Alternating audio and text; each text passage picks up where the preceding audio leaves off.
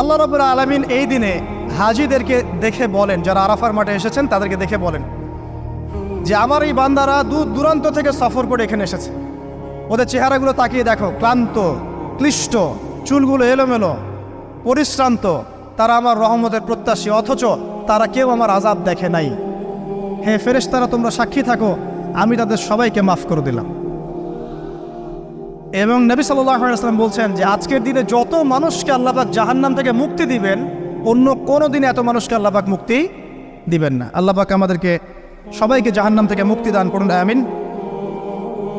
তো শেষ যে বিষয়টার দিকে টাচ করে আমি কনক্লুশন দিকে যাব, সেটা হলো উম্মতে মুহাম্মাদির জন্য আজকের দিনের মধ্যে স্পেশাল কি বলেন তো?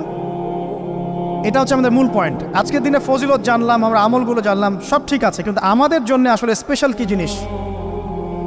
আমাদের জন্য আজকের দিনের স্পেশাল যে বিষয় সেটা হলো আজকের দিনে দিন ইসলাম পূর্ণতা লাভ করেছে। ইসলামের পূর্ণতা দিবস আজকে।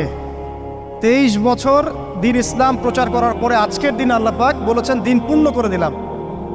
ইহুদিরা বলছিলেন যে আজকের দিন এই আয়াতটা যদি আমাদের উপর নাজিল হতো আমরা তাহলে ঈদ পালন করতাম। নবীজি বললেন এটা আমাদের ঈদের দিনই, এটাও আমাদের ঈদের দিন, কোনো সমস্যা নেই। তো আমাদের সবচেয়ে ইম্পর্টেন্ট জায়গা এটা যে আজকের দিনে দিন ইসলাম পূর্ণতা লাভ করেছে। এখন ইসলাম যে পূর্ণতা লাভ করলো, এই দিবসটা কতজন জানে যে আজকের দিন ইসলাম পূর্ণতা লাভের দিন?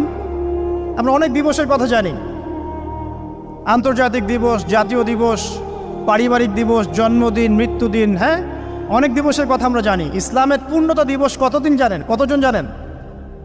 দেখেন সাংস্কৃতিক আগ্রাসন কোথায় আপনার মূল জায়গাটা নিয়ে যাওয়া হয়েছে। শেকড়